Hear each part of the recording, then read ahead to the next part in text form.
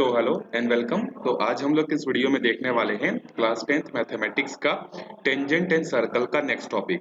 तो एक वीडियो इस चैप्टर का ऑलरेडी आ चुका है जिसमें हमने बेसिक इंट्रोडक्शन के बारे में हमने बात कर ली थी। कॉर्ड, सेगमेंट, सेक्टर, ये सारी की सारी चीजें हमने वहां पर समझ ली थी।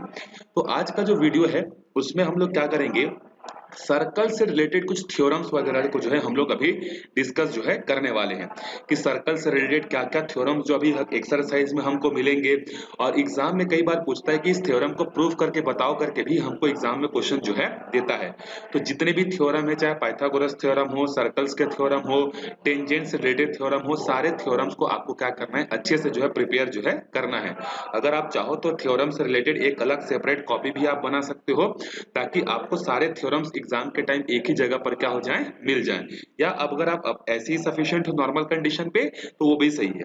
तो थ्योरम को पढ़ने से पहले हमको ट्रायंगल से रिलेटेड कुछ चीजें जो है पता होनी चाहिए, जिसमें आप लोगों ने कॉन्ग्रुएंसी जो क्लास 9th में पढ़ी होगी कि दो ट्रायंगल को कॉन्ग्रुएंस करने के लिए हमको क्या करना पड़ता है, क्या एंगल साइड एंगल रूल होता है, क्या एंगल एंगल रूल होता है, वो सारी की सारी चीजें हमको एक बार रिवाइज करना पड़ेगा। तो यहाँ पर मैं दो टर्म लिखने वाला हूँ। एक टर्म का नाम है सिमिलर और दूसरे का नाम है कॉन्ग्रुएंट। इन दोनों में क्या डिफरेंस होता है, देखो। सिमिलर मतलब मैंने पहले वाले वीडियो में भी बताया था कि जो शेप है वो कैसा होना चाहिए, सेम होना चाहिए। Shape should be shape should be same. मतलब अगर एक शेप ऐसा है गोल जैसा तो दूसरा भी ऐसा गोला अगर है तो देखो ये दोनों क्या कहलाएंगे, ए और बी, ये दोनों क्या कहलाएंगे, सिमिलर कहलाएंगे, क्योंकि दोनों का शेप कैसा है, सेम है। कॉन्ग्रुएंस क्या होता है, तो कॉन्ग्रुएंस के लिए मैंने आपको बताया था कि शेप भी सेम होना चाहिए प्लस साइज भी सेम होना चाहिए। तो हम लोग ए और बी को सिमिलर तो है बोलेंगे लेकिन ए और बी कॉन्ग्रुएंस नहीं है। क्यों? क्योंकि इसका साइज बड़ा है, इसका साइज छोटा है। लेकिन अगर दो ऐसे हमारे पास सर्कल है जिनका जो साइज और शेप दोनों बराबर है तो हम लोग यहाँ पर ये जो सी और डी है इसको हम लोग क्या बोलेंगे, कॉन्ग्रुएंस जो है बोलेंगे। तो उसी तरीके से इसी कॉन्ग्रुएंस को हमको ट्रायंगल्स में क्या करना होता है, अप्लाई करना होता है, प्रूफ करना होता है। तो वो चीजें अभी हम लोग एक एक करके जो है क्या करते जाएंगे, देखते हुए जाएंगे। तो सबसे पहला जो कॉन्ग्रुएंसी रूल होता है प्रूफ करने का वो होता है एंगल साइड एंगल रूल। इस रूल के थ्रू हम लोग क्या कर सकते हैं, दो ट्रायंगल को जो है कॉन्ग्रुएंस प्रूफ कर सकते हैं। लेट से हमारे पास क्या है, दो ट्रायंगल है। एक ट्रायंगल है हमारे पास ए बी सी और दूसरा ट्रायंगल है मान लो हमारे पास P Q and R, P Q and R. अगर ये दोनों ट्रायंगल में देखो, एंगल साइड एंगल का मतलब क्या है कि दो एंगल और एक साइड अगर आप कहीं से इक्वल दिखा देते हो तो ये दोनों ट्रायंगल आपस में क्या हो जाएंगे, कॉन्ग्रुएंस हो जाएंगे। तो लेट से मैं प्रूफ करने के लिए बता रहा हूँ, ये एंगल मान लो 30 डिग्री है, ये एंगल भी मान लो 30 डिग्री है, ये एंगल मान लो 60 डिग्री है और ये एंगल भी मान लेते हैं कितना है, 60 डिग्री है। और AC और PR ये दोनों साइड आपस में कैसे हैं, बराबर हैं। ये चीज मैं समझाने के लिए बता रहा हूँ ना। इसी चीज को अभी हम लोग सर्कल्स के थ्योरम में क्या करेंगे, अप्लाई जो है करने वाले हैं। तो कैसे करेंगे, देखो एंगल साइड एंगल रूल क्या बोलता है, देखो in triangle ABC and triangle PQR, इन दोनों ट्रायंगल में देखो सबसे पहले तो एंगल B और एंगल Q ये दोनों बराबर हैं 30 डिग्री। उसके बाद एंगल A और एंगल P ये दोनों बराबर है 60 डिग्री। और पहले वाले ट्रायंगल का AC साइड, दूसरे वाले ट्रायंगल का PR साइड, ये तीनों आपस में इक्वल है। तो अगर आप किन्हीं दो ट्रायंगल में ये तीन प्रॉपर्टीज ढूंढ लेते हो तो हम लोग क्या बोल सकते हैं कि by angle side angle congruency rule, congruence rule, triangle ABC is congruent to triangle PQR। ये देखो ये जो साइन है ना, ये कौन सा होता है, कॉन्ग्रुएंस का जो है सिंबल जो है होता है। अगर सिर्फ A और B लिखा है तो क्या हो जाएगा, देखो A और B अगर मैं यहाँ पर ऐसा लिखता हूँ, मान लो कि ट्रायंगल ABC और सिर्फ ये साइन यूज करता हूँ PQR, तो ये क्या होगा, सिमिलर होगा। तो कॉन्ग्रुएंस के लिए नीचे ऐसे दो लाइन आपको खींचना जो है जरूरी है, ये आपको डिफरेंस जो है याद रखनी है। अगर दो ट्रायंगल को आपने कॉन्ग्रुएंस प्रूफ कर दिया, उसके बाद एक तीसरा रूल होता है हमारे पास जिसको हम लोग शॉर्ट में क्या बोलते हैं, CPCT, congruence part of congruence triangle करके, सॉरी इसका फुल फॉर्म होता है, एक मिनट में लिख देता हूं, करस्पॉन्डिंग होता है, sorry corresponding part of corresponding part of congruence triangle. अब ये क्या बोलता है देखो, अब देखो आपने बड़ी मेहनत से ए बी सी और पी क्यू आर को आपने क्या कर दिया, कॉन्ग्रुएंस प्रूफ कर दिया। तो अगर ये दोनों ट्राइंगल कॉन्ग्रुएंस हैं, इसके यहाँ पर हमने कॉन्ग्रुएंस प्रूफ करने के लिए दो एंगल को यूज किया और एक साइड को यूज किया। तो इसके बाद जितने भी एंगल्स और जितने भी साइड्स बचते हैं उसके करस्पॉन्डिंग पार्ट्स आपस में क्या होते हैं, इक्वल होते हैं। मेरा कहने का मतलब ये है कि आपने इन दोनों ट्राइंगल को कॉन्ग्रुएंस दिखाने के लिए बी और क्यू को इक्वल बताया, ए और बी को बताया, लेकिन एक और एंगल तो है ना यहाँ पर सी और आर। तो अगर ये दोनों ट्राइंगल कॉन्ग्रुएंस हो चुके हैं तो कॉन्ग्रुएंस होने के बाद हम लोग ये भी बोल सकते हैं कि बाई सीपीसिटी एंगल सी और एंगल आर भी आपस में क्या होंगे, इक्वल होंगे। तो जो तीसरा साइड बचा वो भी इक्वल होगा। और अभी हमने क्या किया, सिर्फ और सिर्फ एक ही साइड को यूज किया है, AC और PR। तो अगर दोनों ट्राइंगल कॉन्ग्रुएंस है ना, तो इसका AB पार्ट और इसका PQ पार्ट, इसका BC पार्ट और इसका QR पार्ट, ये सब आपस में भी क्या हो जाएंगे, इक्वल जो है होंगे। क्या ये चीज आपको समझ में आ गई होगी? आई होप आपको समझ में आ गया होगा। पहले हमने कॉन्ग्रुएंस प्रूफ किया, और अगर कोई ट्राइंगल अगर कॉन्ग्रुएंस है तो कॉन्ग्रुएंस अगर है तो हम लोग उसके अलावा जितनी भी चीजें बची, जितने भी एंगल्स बच गए, जितने भी साइड्स बन गए जो कि कॉन्ग्रुएंस प्रूफ करने में नहीं आए थे, वो कॉन्ग्रुएंस होने के बाद अपने आप आपस में इक्वल हो जाते हैं। इसी को बोलते हैं सीपीसिटी। ये चीज आपको याद रखनी है। तो पहला तो रूल हमने ये पढ़ा। दूसरा रूल होता है हमारे पास side angle side congruence rule करके। तो इसमें क्या होगा, दो साइड और एक करेस्पॉन्डिंग एंगल आपस में इक्वल होंगे तो हम लोग दो ट्राइंगल्स को क्या बोलेंगे कि by side angle side rule they are congruence. उसके बाद जो थर्ड होता है देखो, एक और होता है हमारे पास साइड साइड साइड रूल, मतलब जिसमें क्या होंगे, तीनों साइड जो है आपस में क्या होंगे, इक्वल होंगे। तो ऐसे दो ट्राइंगल्स को हम लोग आपस में क्या बोलेंगे कि दे आर कॉन्ग्रुएंस करके जो है हम लोग बोलेंगे। इस चीज को मैंने इसलिए बताया क्योंकि अभी जस्ट हम लोग इसका यूज जो है करने वाले हैं जब थ्योरम्स को हम लोग पढ़ेंगे तो। ठीक है, अब वापिस आते हैं हम लोग थ्योरम पर। ये आपका रिकैप भी हो गया ताकि मैं आपको थ्योरम समझाऊं तो वो आपके लिए जो है डिफिकल्ट ना हो। ठीक है, चलो सबसे पहले देखो थ्योरम क्या है हमारे पास। थ्योरम को आपको ध्यान से समझना है और ये प्रूफ करने के लिए भी आता है। ठीक, तो देखो, equal cord of a circle subtend equal angle eight the centre. अब कॉर्ड तो आपको पता होगा, तो ये थ्योरम आपको बोल रहा है कि अगर आपके पास एक सर्कल है और उस सर्कल में दो इक्वल कॉर्ड हैं, मान लेते हैं कि ए बी एक कॉर्ड है और दूसरा कॉर्ड है हमारे पास यहाँ पर सी और डी। ये दोनों कॉर्ड जो है सर्कल के सेंटर के साथ क्या करते हैं, बराबर एंगल जो है बनाते हैं। तो एंगल कैसे पता चलेगा, तो हम लोगों को यहाँ पर क्या करना पड़ेगा, इसको जो है ज्वाइन करना पड़ेगा। तो मैं डिफरेंट कलर यूज कर देता हूँ ताकि आपको डिफरेंस क्लियरली समझ में आए। तो ए से मैंने सेंटर को ज्वाइन किया और बी से भी मैंने सेंटर को ज्वाइन कर दिया, सी से मैंने सेंटर को ज्वाइन किया, डी से मैंने सेंटर को क्या कर दिया, ज्वाइन कर दिया। तो ये थ्योरम बोलता है कि ये जो एंगल 1 है, इसका नाम मैंने एंगल 1 दे दिया, चाहो तो कुछ और भी दे सकते हो, बुक में भी कुछ और दिया होगा, उससे फर्क नहीं पड़ता, आपको प्रूफ करने आना चाहिए। तो ये थ्योरम बोल रहा है कि इक्वल कॉर्ड से बना हुआ जो सर्कल के सेंटर के साथ जो एंगल होता है ना, वो क्या होता है, इक्वल होता है। ये हमको प्रूफ करना है। तो देखो, इसको बड़े आराम से हम लोग प्रूफ करेंगे। तो हम लोग यहाँ पर इसके प्रूफ में देखो लेंगे, कैसे लिखेंगे, देखो प्रूफ इसका। तो इन ट्राइंगल AOB, एक ट्राइंगल है हमारे पास AOB एंड दूसरा ट्राइंगल है हमारे पास COD। ये दोनों ट्राइंगल में ही तो एंगल 1 और एंगल 2 आ रहे हैं ना।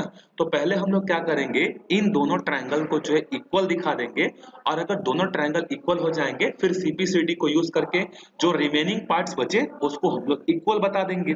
तो देखो, AOB में सबसे पहले तो हमारे पास जो AB साइड है वो बराबर है किसके, CD के। क्वेश्चन में ही बोला हुआ है देखो, इक्वल कॉर्ड्स करके। तो इसको, इसका रीजन भी आपको लिखते हैं ना, आपको साथ में लिखना है कि ये गिवन है करके, कि ये कॉर्ड और ये कॉर्ड आपस में इक्वल है। उसके बाद देखो, ये जो OA है, पहले वाले ट्रायंगल ABC में OA और दूसरे वाले ट्रायंगल में OD, ये दोनों आपस में इक्वल हैं। क्यों आपस में इक्वल हैं, दोनों सर्कल के रेडियस हैं। तो यहाँ पर आप लिखना रेडियाई ऑफ सर्कल, और एक सर्कल के जितने भी रेडियस होते हैं वो तो आपस में बराबर होते ही हैं। सो OA इज इक्वल टू हम लोग OD बोल सकते हैं। इसके अलावा देखो, एक और है हमारे पास यहाँ OB, और वो किसके बराबर होगा, OC के। इसका भी रीजन क्या है, सेम टू सेम, ये दोनों सर्कल के क्या है, रेडियस है। तो अभी आपके पास साइड, साइड और साइड, तीन साइड है। तो हम लोग लिखेंगे by S S S congruence rule triangle AOB is congruence to triangle COD। एक बार अगर हमने दोनों ट्रायंगल को कॉन्ग्रुएंस प्रूफ कर दिया, उसके बाद हम लोग डायरेक्ट लिखेंगे बाई CPCT। अब corresponding parts of congruence triangle होता है ना, तो सारे साइड्स तो हमने ऑलरेडी प्रूव कर दी, तो बचे क्या? एंगल्स। तो सारे करेस्पॉन्डिंग एंगल्स आपस में क्या हो जाएंगे? इक्वल हो जाएंगे। लेकिन सबको लिखने का कोई मतलब है नहीं, क्योंकि हमको तो सिर्फ एक ही चीज को दिखाना है ना, तो हम लोग सबको नहीं लिखेंगे। हमारे काम का कौन है? यहाँ पर एंगल 1 और एंगल 2 है, ये भी तो एंगल है ना। आप चाहो तो ए को इसके साथ प्रूव कर सकते हो, सी के साथ इक्वल दिखा सकते हो, बी को डी के साथ दिखा सकते हो, लेकिन हम लोग उसको दिखाएंगे नहीं। ऐसा भी हो जाएगा ना, देखो angle A is equal to angle C हो जाएगा, angle B is equal to angle D हो जाएगा, लेकिन इसको क्या करोगे? काम का है ही नहीं। तो काम का तो हमको सिर्फ ये है, बस हमारा काम हो गया कंप्लीट और ये हो गया प्रूव्ड। क्लियर है ये चीज? तो इसको हमने कौन सा रूल से यूज किया? SSS कॉन्ग्रुएंस रूल से जो है हमने यूज किया। अब चलते हैं सेकंड थ्योरम पर, जो कि इसी का नेक्स्ट है, या आप बोल सकते हो इसी का जस्ट उल्टा है। थ्योरम नंबर सेकंड, तो ये है हमारे पास थ्योरम 2। अब थ्योरम 2 क्या बोलता है? देखो, if the angle made by the chords at the center of the circle are equal then chords are also equal। Just उसका उल्टा है। अब मैं आपको समझा रहा हूं, ये बोल क्या रहा है हिंदी में। एक मान लो आपके पास सर्कल है, और मान लो आपके पास क्या है, कोई भी दो कॉर्ड्स हैं। आप कोई भी दो कॉर्ड्स ले लो, मान लो आपने लिया C और D, और आपने एक कॉर्ड लिया A और B। तो ये दोनों कॉर्ड्स क्या करेंगे? सर्कल के सेंटर के साथ कुछ ना कुछ एंगल तो बनाएंगे ही। तो इसको हम लोग यहाँ से सर्कल के सेंटर O से क्या कर देते हैं? ज्वाइन कर देते हैं। इसको मैंने यहाँ ज्वाइन किया, इसको यहाँ ज्वाइन किया, ये वाले को मैंने यहाँ ज्वाइन कर दिया, इसको मैंने यहाँ जो है ज्वाइन कर दिया। और ये बोल रहा है कि ये जो कॉर्ड है ना, A और B और C और D, ये सर्कल के सेंटर के साथ अगर इक्वल एंगल बनाते हैं, तो आपको ये प्रूफ करना है कि वो कॉर्ड्स आपस में क्या होंगे? इक्वल होंगे करके। समझ में? पहले वाले में बोला था कि कॉर्ड्स इक्वल है, तो बताओ एंगल भी इक्वल होंगे करके प्रूफ किए थे हम लोग। यहाँ पर जस्ट उल्टा है, यहाँ पर बोल रहा है कि एंगल अभी इक्वल है, तो तुम प्रूफ करके बताओ कि उसके कॉर्ड्स भी आपस में क्या होंगे? इक्वल होंगे करके क्वेश्चन हमसे पूछ रहा है। तो प्रूफ क्या करना है? देखो हमको यहाँ पर मैं लिख देता हूँ, we have to prove that AB chord जो है वो किसके बराबर होगा? CD के बराबर होगा। ये हमको प्रूफ करना है। तो प्रूफ कैसे होगा? अगेन हमारे पास दो ट्रायंगल है AOB COD, इन दोनों को लेते हैं, और इन दोनों को लेने के बाद हम लोग क्या करेंगे? इन दोनों ट्रायंगल्स को कॉन्ग्रुएंस दिखा देंगे, और जैसे ही कॉन्ग्रुएंस होगा CPCT से हम लोग क्या कर सकते हैं? इक्वल जो है प्रूफ कर देंगे। So we have to proof AB is equal to CD। तो देखो, in triangle COD and AOB, सबसे पहले तो एंगल 1 और एंगल 2 ये इक्वल है। क्वेश्चन में हमको गिवन है, देखो गिवन है कि नहीं है यहाँ पर, if the angle made by the chords at the centre of the circle are equal, तो इसका मतलब एंगल 1 और एंगल 2 आपस में इक्वल है, तो गिवन है। उसके बाद एक और चीज देखो, सेम चीज OC इज इक्वल टू मैं क्या लिख सकता हूँ? OB। क्या लिखोगे? Reason, radii of the circle, और सर्कल के सारे रेडियस आपस में इक्वल होते हैं। उसके अलावा मैं लिख सकता हूँ OA is equal to OD, same reason से हो जाएगा ये। अब यहाँ पर हम लोग कॉन्ग्रुएंस प्रूफ करने के लिए कौन सा रूल यूज करेंगे? तो यहाँ पर एक एंगल और दो साइड इक्वल है, by side angle side rule triangle COD is congruence to triangle AOB। अगर कॉन्ग्रुएंस हो गए, बस यही तो हमको चाहिए था। बाई CPCT सारे पार्ट्स अब जितने भी बच गए ना, वो सब इक्वल हो जाएंगे। तो हमको सबको नहीं दिखाना है, हमारे काम का है कि CD पहले वाले ट्रायंगल का और AB दूसरे वाले ट्रायंगल का, ये दोनों आपस में इक्वल हैं। बस CPCT यूज करके हमने प्रूफ कर दिया, हमारा काम जो है कंप्लीट जो है हो गया। ठीक है, ये दो थ्योरम हमारे हो गए। अब इस वीडियो में हम लोग थ्योरम्स को ही देखेंगे बेसिकली, उसके बाद हम लोग नेक्स्ट वीडियो में एक्सरसाइज के क्वेश्चंस जो है देखेंगे। अगला थ्योरम जो है, देखो हमारे पास थ्योरम नंबर 3 क्या है? A perpendicular drawn from the centre of a circle on to a chord bisect the chord, ये अभी हमको प्रूफ करना है। तो आप थ्योरम यहाँ पर ये लिखा हुआ है, इस स्टेटमेंट को लिख लेना, मैं डायरेक्टली अभी आपको प्रूफ करके जो है बता रहा हूँ। तो देखो, क्या बोल रहा है कि अगर हम लोग एक परपेंडिकुलर लाइन जो है कॉर्ड पर ड्रॉ करते हैं तो वो कॉर्ड को क्या कर देता है, बाइसेक्ट कर देता है, यही बोल रहा है ना। अ perpendicular drawn from the centre of a circle, मान लो ये आपके पास एक सर्कल है और ये उसका सेंटर है, और यहाँ पर रेंडमली मान लो एक कोई भी कॉर्ड है ए बी, तो सर्कल के सेंटर से अगर इस ए बी पर एक परपेंडिकुलर लाइन ड्रॉ करोगे ना, तो ये जो परपेंडिकुलर लाइन जहां पर भी ड्रॉ होगा, मान लो ये सी पॉइंट है, तो ये जो C है वो AB को दो इक्वल पार्ट्स में डिवाइड करता है, मतलब आपको प्रूफ करना है AC is equal to CB। अगर आपने ऐसा प्रूफ कर दिया आपका थ्योरम क्या हो जाएगा, प्रूफ जो है हो जाएगा। चलो कैसे करेंगे देखो, तो एक सेंटर हम लोग क्या करते हैं, कंसिडर करते हैं सर्कल का। ये मान लो सर्कल का सेंटर O है और मान लो हमारे पास एक कॉर्ड है AB, तो आप कंसिडर कर लेना let AB be the chord of a circle and O is the centre of the circle. और अगर हम लोग O से एक परपेंडिकुलर लाइन ड्रॉ करते हैं, it cuts the AB at point C। ये हमने जो गिवन था वहां से हमने उठाया। अब इसके आगे का काम आपका है, आप यहां से इस सर्कल को ज्वाइन कर दो, आप आगे से इसको यहां ज्वाइन कर दो। अब आपको प्रूफ क्या करना है देखो, तो मैं यहां पर लिख देता हूं टू प्रूफ। आपको प्रूफ क्या करना है, प्रूफ करना है कि A से लेके C तक का डिस्टेंस और C से लेके B तक का डिस्टेंस कैसा है, सेम है, ये आपको दिखाना है। ये परपेंडिकुलर, परपेंडिकुलर मतलब 90 डिग्री 90 डिग्री। अब अगेन आपके पास दो ट्रायंगल दिख रहा है clearly, in triangle O C A and triangle OCB, OCA and OCB। अब इसमें क्या क्या आप इक्वल ढूंढ सकते हो देखो, तो एक चीज तो सबसे पहले दिख रहा है कि OC is equal to OC, ये दोनों में क्या है, कॉमन है, ठीक है। उसके बाद OA is equal to OB, ये क्यों बराबर होंगे, आंसर है radius of the circle, radius of the circle हो गया।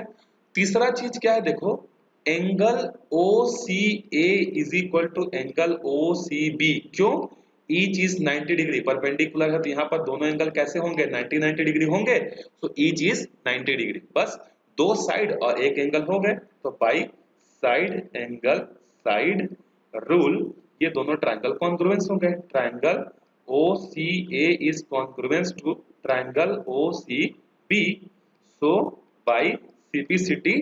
अब सीपीसिटी से हम लोग क्या बोल सकते हैं, जो हमको प्रूफ करना है कि AC पहले वाले ट्रायंगल में AC और दूसरे वाले ट्रायंगल में CB आपस में इक्वल है। और भी चाहते तो कर सकते थे कि ये एंगल AB बराबर है किसके, एंगल B के, लेकिन इतना करने की जरूरत नहीं है, हमको जितना काम का था हमको उतना ही करना है। तो ये हो गया हमारा थ्योरम नंबर 3। चलो अब आगे चलते हैं थ्योरम नंबर 4 पे। देखो थ्योरम नंबर 4 क्या बोल रहा है, a line segment which joins the center of a circle and midpoint of the chord is perpendicular to the chord। इसका जस्ट उल्टा है, मतलब ये बोल रहा है कि आपके पास एक सर्कल है, उस पर एक कॉर्ड है, कॉर्ड का नाम मान लेते हैं AB है, इस AB का मिड पॉइंट है मान लो C, और यहाँ है एक सेंटर O। तो ये थ्योरम आपको प्रूफ करने के लिए बोल रहा है कि अगर हम लोग इस AB कॉर्ड के बीच से एक लाइन ड्रॉ करते हैं जो कि सर्कल के सेंटर को ज्वाइन करता है, तो ये क्या करेगा, ये जो कॉर्ड है ये परपेंडिकुलर होगा किस पर, ये 90 होगा और ये भी 90 होगा। ऐसा हमको अभी प्रूफ जो है करना है। समझ में आ गया क्या प्रूफ करना है, इसका जस्ट उल्टा। पहले वाले में जो किए थे हम लोग, पहले वाले में ये प्रूफ किए थे कि A से लेके C तक का डिस्टेंस और C से लेके B तक का डिस्टेंस इक्वल है, ये प्रूफ किए थे। अभी वो ऑलरेडी बोल रहा है कि C is a mid point. तो देखो बड़ा छोटा सा थ्योरम है ये भी, तो इसको हम लोग यहीं पर जो है कंप्लीट कर लेंगे।